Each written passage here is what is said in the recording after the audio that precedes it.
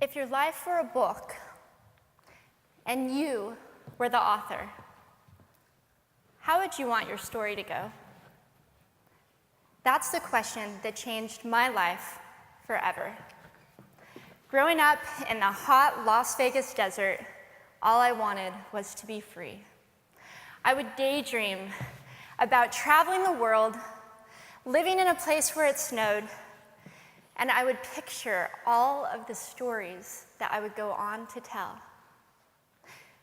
At the age of 19, the day after I graduated high school, I moved to a place where it snowed, and I became a massage therapist.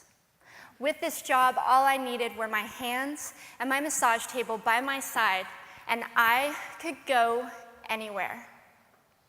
For the first time in my life, I felt free, independent, and completely in control of my life. That is, until my life took a detour. I went home from work early one day with what I thought was the flu, and less than 24 hours later, I was in the hospital on life support with less than a 2% chance of living. It wasn't until days later, as I lay in a coma, that the doctors diagnosed me with bacterial meningitis, a vaccine-preventable blood infection. Over the course of 2.5 months, I lost my spleen, my kidneys, the hearing in my left ear, and both of my legs below the knee. When my parents wheeled me out of the hospital, I felt like I had been pieced back together like a patchwork doll. I thought the worst was over until weeks later when I saw my new legs for the first time. The calves were bulky blocks of metal with pipes bolted together for the ankles, and a yellow rubber foot with the raised rubber line from the toe to the ankle to look like a vein. I didn't know what to expect, but I wasn't expecting that. With my mom by my side and tears streaming down our faces, I strapped on these chunky legs and I stood up.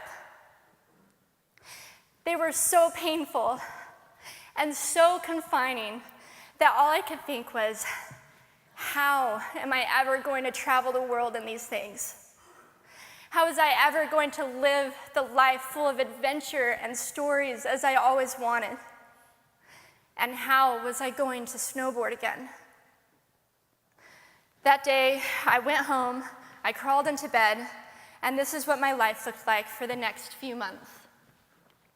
Me passed out, escaping from reality, with my legs resting by my side. I was absolutely, physically, and emotionally broken. But I knew that in order to move forward, I had to let go of the old Amy and learn to embrace the new Amy.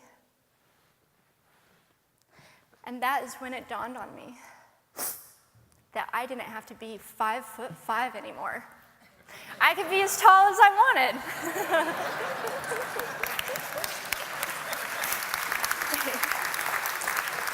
Or as short as I wanted, depending on who I was dating. And if I snowboarded again, my feet aren't going to get cold. And best of all, I thought, I can make my feet the size of all the shoes that are on the sales rack. And I did. So there were benefits here. It was this moment that I asked myself that life-defining question. If my life were a book and I were the author, how would I want this story to go? And I began to daydream. I daydreamed like I did as a little girl. And I imagined myself walking gracefully, helping other people through my journey, and snowboarding again. And I didn't just see myself carving down a mountain of powder, I could actually feel it.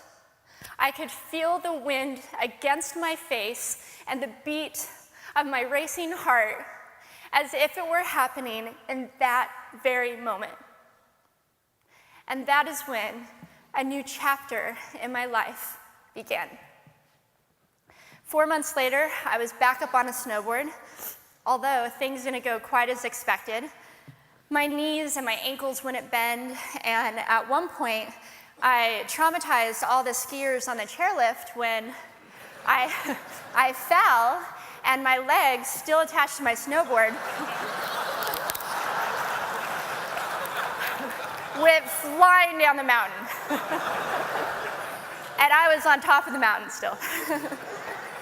I was so shocked. I was just as shocked as everybody else, and I was so discouraged, but I knew that if I could find the right pair of feet, that I would be able to do this again. And this is when I learned that our borders and our obstacles can only do two things. One, stop us in our tracks, or two, force us to get creative. I did a year of research, still couldn't figure out what kind of legs to use, couldn't find any resources that could help me.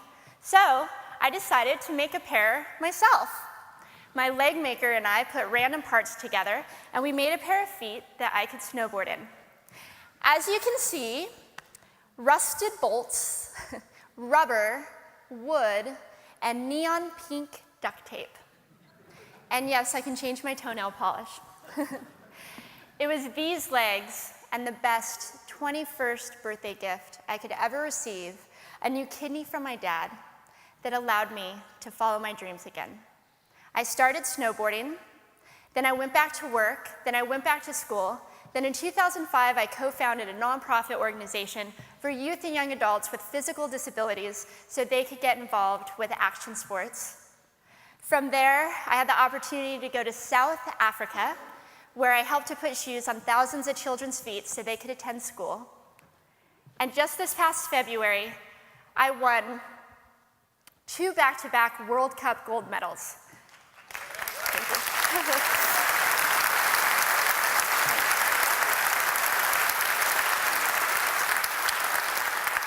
Which made me the highest-ranked adaptive female snowboarder in the world.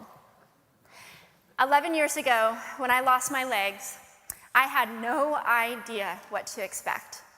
But if you asked me today if I would ever want to change my situation, I would have to say no.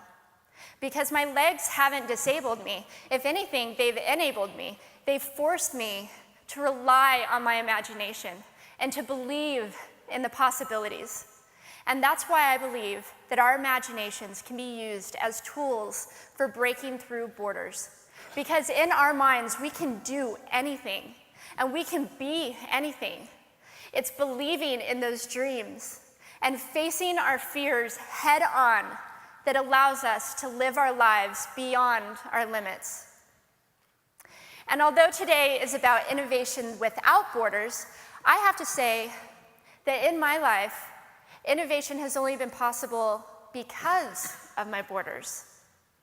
I've learned that borders are where the actual ends, but also where the imagination and the story begins. So the thought that I would like to challenge you with today is that maybe instead of looking at our challenges and our limitations as something negative or bad, we can begin to look at them as blessings. Magnificent gifts that can be used to ignite our imaginations and help us go further than we ever knew we could go. It's not about breaking down borders. It's about pushing off of them and seeing what amazing places they might bring us. Thank you.